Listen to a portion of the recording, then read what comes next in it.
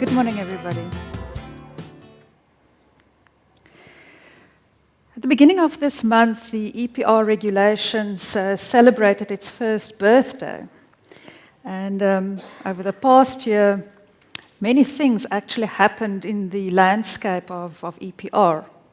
Firstly, the producer responsibility organizations would have submitted their plans by the end of last year to government for approval. Since then, they've also, or before then at least, they have registered many members to become part of their Epr schemes, and they have now started implementing these schemes in terms of reporting and requesting fees to be paid. As producers, you would have registered with the Department of Fishery, Forestry and the Environment. And you may have joined a PRO to join the Epr scheme, or you would have established your own Epr scheme. And you are probably now looking at how you need to report on the targets as required by the Epr regulations. And then lastly, government is currently reviewing all the Epr schemes that have been submitted for final approval. But before I go into the details of Epr and the regulations, let's have a look at what Epr really means. Extended producer responsibility is defined as an environmental protection strategy that makes the producer of the product responsible for the entire life cycle of the product, especially for the take-back, recycling, and final disposal of the product. Mindfulness about responsible use of resources is not new to us. As far back as the Second World War, and due to the constraints of resources, there was already the motto of use it up, wear it out, make it do, or do without. The mindfulness of resources have changed over time and is driven over the millennia by different reasons. More recently, over the past decade or two, we've come as the three R's have become synonymous with our way of thinking about sustainability. The three R's evolved into the 4 R's, the 5 R's, the 7 R's, the 10 R's, and so on. But for the purpose of today's discussion, I would like to look at the zero waste hierarchy, where we really look at reduce, reuse, recycle or compost and recovery before we look at taking waste to landfill. To give effect to extended producer responsibility, we really have to look at the nature of the product, and today I'm talking specifically about packaging. And we can classify packaging broadly into 3 categories. Firstly, we can look at problematic single-use products, and these products are really classified as problematic because of the place that it is used at and the manner in which consumers dispose of it. We also have business-to-consumer packaging, and this is generally packaging that moves through the value chain in a one-way direction. And then lastly, we have capital assets, which really forms part of the business-to-business scenario, for example, reusable transit packaging.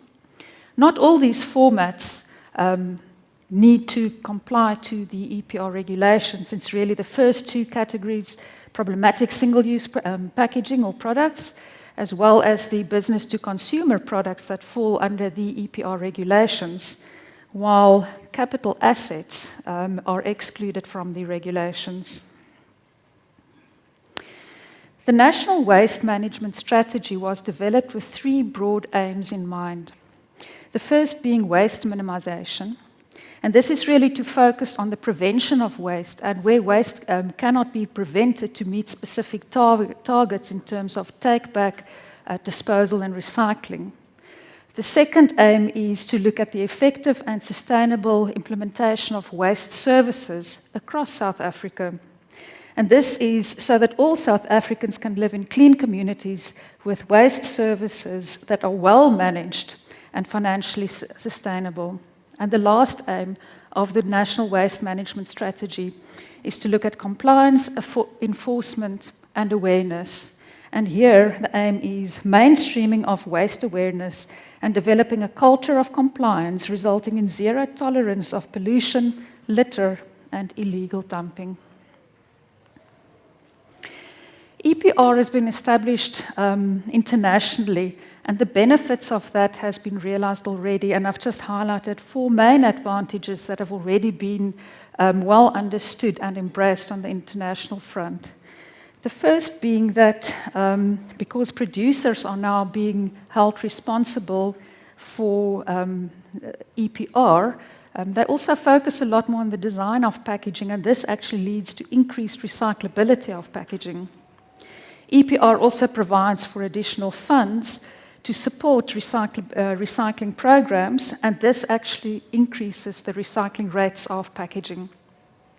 A third key benefit is in terms of the efficiency of these recycling programs, having a greater focus across the entire value chain. And then lastly, they say that the EPR regulations actually result in a much fairer system, because it is not that everybody across the board pays for, contributes to the same level to the recycling or the take-back or disposal of packaging, but it's really based on the user and the choices we make in terms of the packaging that we use.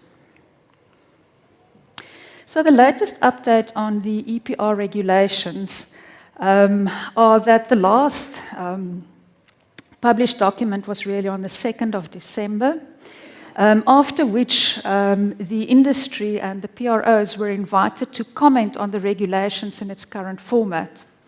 Government is currently busy reviewing these comments, and they made the commitment to, towards the end of this year, publish the final version of the regulations.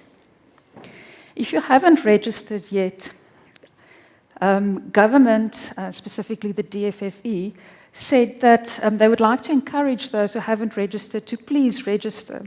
At the moment, they are, however, working with the compliance department to determine the plan of action against producers who have not yet registered. And because of this, applications would not immediately be processed, but it would definitely be to producers' advantage to initiate that registration process with the Department of Forestry, Fisheries and the Environment. How do we know if the EPR regulations apply to us? And there's a lot of detail in the regulations. But 3 basic things that we can look at firstly is what the products are that we are putting on the market. And the EPR regulations cover electric and electronic equipment. It's also focusing on the lighting sector, and then on paper, packaging, and some single-use products that are deemed to be problematic.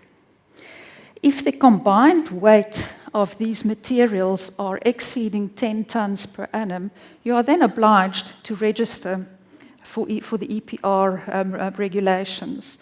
And the definition of a producer, because it is the producer's responsibility to register, is also unpacked in great detail in the regulations, and I would like to invite you to review those regulations to understand how you fit into this process. The requirement of the EPR regulations is to belong to an EPR scheme. And this can be done by either developing your own EPR scheme or joining the scheme that is managed by a producer responsibility organization. Now, running your own EPR scheme can be fine, but then you, as an individual company, are obliged to comply to the set targets of the EPR regulations. While joining a PRO actually shifts that obligation to the collective obligation or responsibility of the PRO and all its members. The funding available for investing in infrastructure and research to enhance the recyclability of products are also much bigger or more available and abundant if you join a PRO. And there's also much greater opportunity for networking across the value chain through a PRO. The PRO actually takes responsibility of a lot of the detail that has been captured in the EPR regulations that goes beyond meeting the specific collection and recycling targets. And I've listed some of those on the slides there. Those include lobbying with the Department of Forestry, Fisheries and the Environment. engaging with local municipalities to increase waste collection, integrating informal waste collectors, reclaimers and pickers into the post-consumer collection chain, identifying opportunities for enterprise development initiatives and so on. And these are all requirements in the EPR, and being part of a PRO makes compliance to these requirements just so much easier.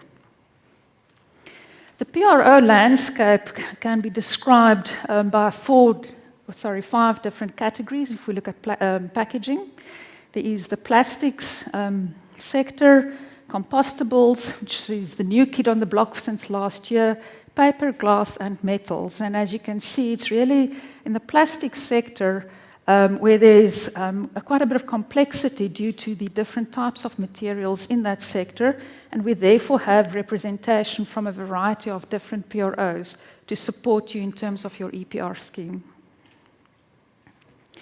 The payment of fees is definitely a hot topic. Now, as part of the EPR schemes that were submitted to DEF at the end of last year, there were also EPR fee structures that were submitted for approval by government. At the moment, this is still under review, but government's position is that the PROs should continue with the implementation of their plans until such time that they communicate to them otherwise. And they do need the funds to be able to implement the strategies to enhance the collection and recycling of materials in the marketplace. So there's a drive, and you would, if you are part of a specific PRO, see that they are asking for reporting on your stats and starting to pay the EPR fees as stipulated and proposed in the schemes. There are different schools of thought about where the EPR fee should be paid. Should it be paid at the raw material level, a converter level, or a brand owner level? And there are certainly benefits and drawbacks in terms of these three positions in the value chain. But there isn't a perfect right answer at this point in time, and it is definitely a hot topic as to where this should be paid. That fee is then also transferred from one entity to the next across the value chain, through an invoicing system, and at the end of the day, you and I as consumers will be paying these fees as we use packaging through our purchasing habits. I heard that, I was unfortunately not here yesterday, but I heard that John unpacked the collection and recycling targets in great detail yesterday, so I'm going to run through this fairly quickly, and I'm just going to highlight some of the opportunities and challenges that is currently experienced in terms of these identified product groups. So if we look at paper and paper-based packaging, there are really two broad categories, although there are many different subheadings under which one should report in terms of collection and recyclability. The corrugated or kraft category is really the category where recyclability, collection and recycling is easy, and one can see that in terms of the high base from which the targets have been set. And those products are typically your corrugated cartons and your folding boxboard packaging that you would find in retail outlets and in shipping cartons or secondary packaging. The more challenging sector is if we look at sack, labels, and liquid board, because those have not traditionally been collected at the same extent as the other products, and they are more challenging to recycle, either because they're very small or they are more difficult to recycle because of barrier coatings or glues that have been added to the product. And so the targets have also been set at a much lower level. External factors such as the circular economy and the Epr regulations have also resulted in product substitution that we have started seeing in the industry, where plastic packaging is now being replaced with paper-based packaging. But to meet the specific performance requirements in the applications, it's often necessary to add barrier coatings or films to the packaging so that it can perform in the end application. And with these additional barriers, the recyclability of the material is often reduced, creating challenges to close the loop on these materials and to collect it separately for recycling. In PT, you also have the easier to recycle materials and the more difficult to recycle materials. PET beverage bottles have been recycled for many years in our country already. And through initiatives driven by Petco and Extra Pet, for example, it is possible to do closed-loop recycling where PET can be used to produce the same products again, or they can be used in a cascading recycling model to produce products at a lower level, at a lower value at least. The more challenging products include the materials that are either small or contaminated and they require a different approach in terms of recycling, and these include the PET oil bottles, the thermoform PET plastic packaging, and also the flexible PET components. The polyolefin sector has been very well developed over many years already, and also we can also see that in the higher collection and recycling targets that have been set. And part of the success of this industry is a secondary market that has been well established, and you can see that in the pie charts there towards the right of the slide. So both there in terms of HDPE and polypropylene, there's a high demand in the secondary market, and this pulls the material through the value chain and creates value in a secondary space as well. In 2020 alone, more than 100,000 tons of polypropylene and HDPE have been recycled, which is actually tremendous. Polystyrene, because of its low density, is a more challenging material to recycle, especially because the payments for collection and recycling is on a rand per kilogram basis. So now you have these bulky materials that weigh very little. Despite this, there's been many initiatives in the secondary applications in the decor market where they have invested personally to drive the flow of materials through the system, as well as in the building and construction markets. And in this sector, there's a lot of opportunity for businesses to get involved in CSI and enterprise development project initiatives. PVC or vinyl is also challenging, and it is really because of the very small volumes of PVC in the packaging sector, and also the contamination of certain of these materials, such as cling film. But again, there has been tremendous initiatives, such as the My Walk initiative, where Adcock Ingram and the Netcare Hospital Group got involved and are now producing school shoes from PVC waste from the medical sector, creating opportunities for CSI involvement from businesses. Glass packaging, their challenge is really in terms of the weight of the materials that need to be collected and the fact that the colors need to be blended in certain ratios during the recycling process. So it becomes a geographic problem in terms of recycling. And on the metal side, currently aluminium and tin plate are collected together, so it's the separation of these materials that would be challenging to be able to report separately. And then also certain canisters that are under pressure creates a safety problem for the people who need to handle the materials. The Epr regulations have created focus and momentum and urgency around closing the loop on packaging waste.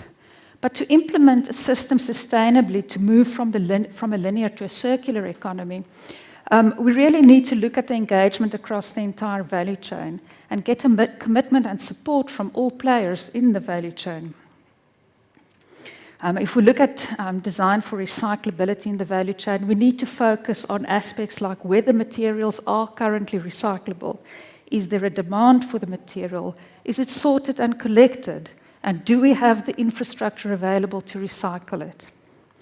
We then have to look at the specific requirements from a performance point of view and the selection of materials. Which materials do we choose? Which materials do we combine? Do we add color? Do we add barrier coatings? And how do all these components that we add to packaging affect the recyclability of the materials at the end of its useful life? And then beyond that, we need to educate consumers through awareness and education campaigns. On-pack labeling can provide information about the recycling requirements of packaging. And we can also share success stories and how packaging should be handled at the end of life through information supplied on packaging. Innovation is a cornerstone of Mpact's business. And through the investment in our research and development, We have created the ability to support our customers in terms of their changing packaging needs, to be able to enhance their product offerings and contribute to the circular economy. At our Mpact Design Center, we focus on the development and conceptualization of packaging. But we also balance this in terms of innovation and the requirements to reuse material, to reduce the amount of material that we use, and to ensure that packaging is recyclable. This all supports the requirements of the Epr Regulations. Mpact has also invested over the past 12 years in the development of capacity to ensure food safety in packaging. And this is becoming more and more important if we look at closing the loop on materials and reusing materials. We have extensive knowledge on the requirements from a legislative point of view for food packaging. We have built capacity at our laboratories to test for compliance to food safety. We have the ability to do risk assessments of certain materials in key applications, do investigations when there are complaints in terms of packaging or failure, and we also do extensive research to build on the knowledge base of packaging, especially in the circular economy space. And then we also look at content used in awareness and awareness campaigns to ensure that it is factually correct and informative, and that we can bring the consumers along in our journey to make sure that they assist us in closing the loop on packaging waste. I've spoken a lot about closing the loop on packaging waste when we look at problematic materials or at business-to-consumer materials. But closing the loop on waste is equally important if we look at materials in the business-to-business sector and the space where materials are reused. Mpact Plastic Containers launched an initiative whereby they aim to grow the recycling market for HDPE as well as polypropylene. Through take-back arrangements with their customers, they have been able to grow this market, and over the past 5 years, they deviated 29,000 tons of materials that they placed on the market from landfill. And this material was effectively used in secondary applications, producing wheelie bins, composters, crates, as well as pallets.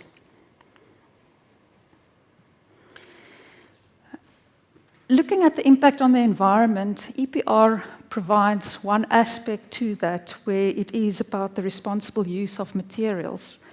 But we also do need to consider the impact of materials from cradle to grave on the environment in a broader context.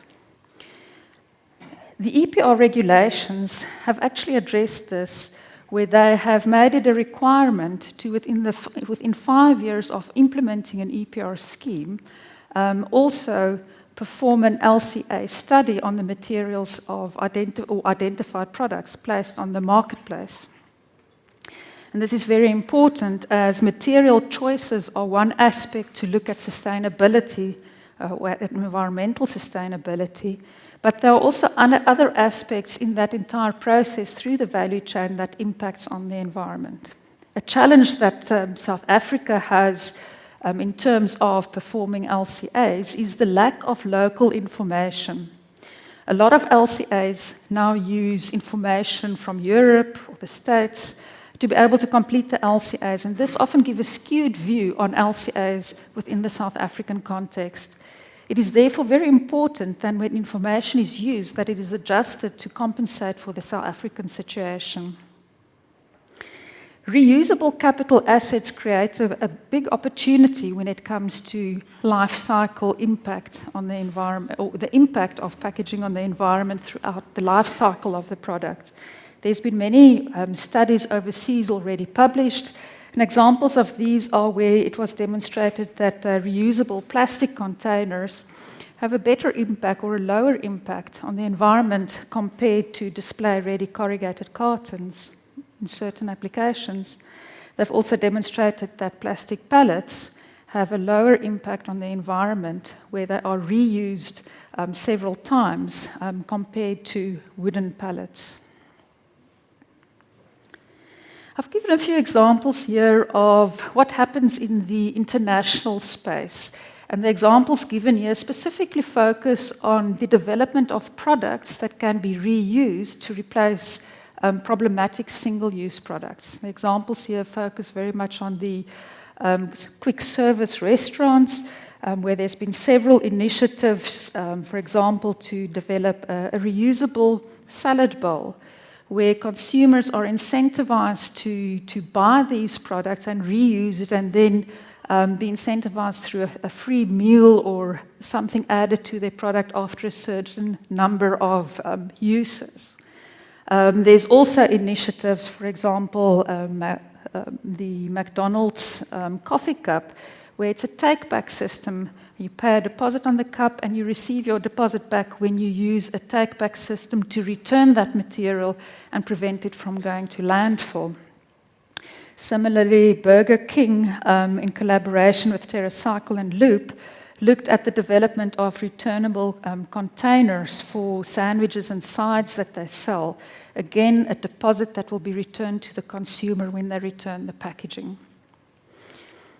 On the local front, there's a variety of initiatives that's also become more and more visible in recent times. An interesting example is the Checkers 6060 home delivery bag. The paper is actually made at Impact's Felixton Mill using recycled fiber. And the home delivery bag is made at Impact's Detpack plant. After Checkers has done their delivery to your home, they also commit to collect that bag. And what is important about this is that waste is then captured at its highest value, preventing it from going through the normal, I just want to take a sip of water, through the normal recycling processes and potentially getting contaminated. These materials then go back to the likes of Felixton Mill to become a home delivery bag again. Returnable bottles have also been developed by Coke. And through this development, they are able to reuse bottles 14 times before recycling it and making new bottles from it again. Then there are developments such as the refilling of bottles. Sanke designs, manufactures, and manages automated refilling stations for the fast-moving consumer goods sector. And the likes of Handy Andy at-home refill provides a small container that contains a concentrated product to prevent you from having to buy large containers, and therefore they reduce the amount of material that they put on the market in a refill option.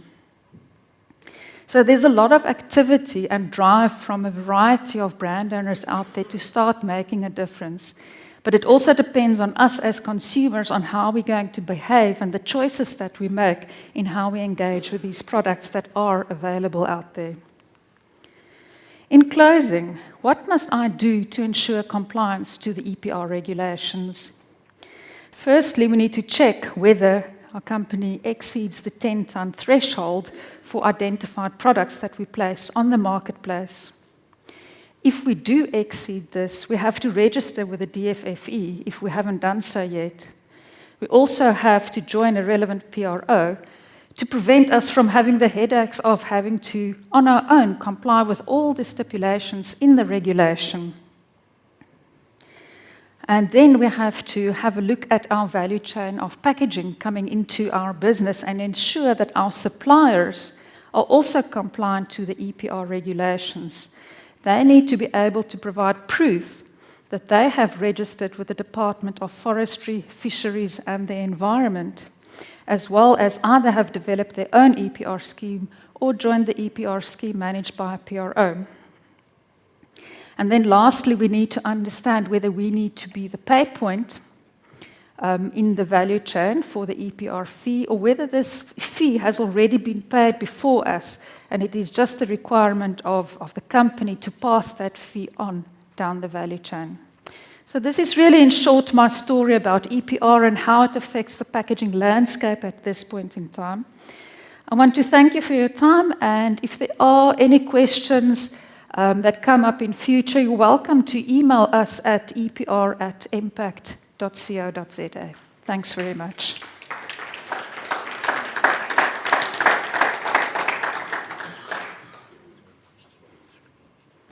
Oh, yeah, there's a question, sorry. The question is, paper packaging is a popular trend, but is this a sustainable alternative to plastic in terms of the time it makes to grow trees and water required in recycling? This is definitely where the life cycle assessments will start highlighting what the impact of different packaging materials would be on the environment. But what I must also say in defense of paper-based packaging is that trees are specifically grown to make paper. It is not that it's almost like a farming business where you grow trees and you produce fiber to make packaging. But there is the situation of water being required in that process. A life cycle assessment will really be able to highlight the benefits of plastic packaging versus paper-based packaging. Plastic certainly has its place, but so does paper-based packaging, and it all depends on the end application. It depends on the systems that we have in place to be able to effectively recover these materials and reuse them again. Is that it? It was easy, just one question. Thanks very much.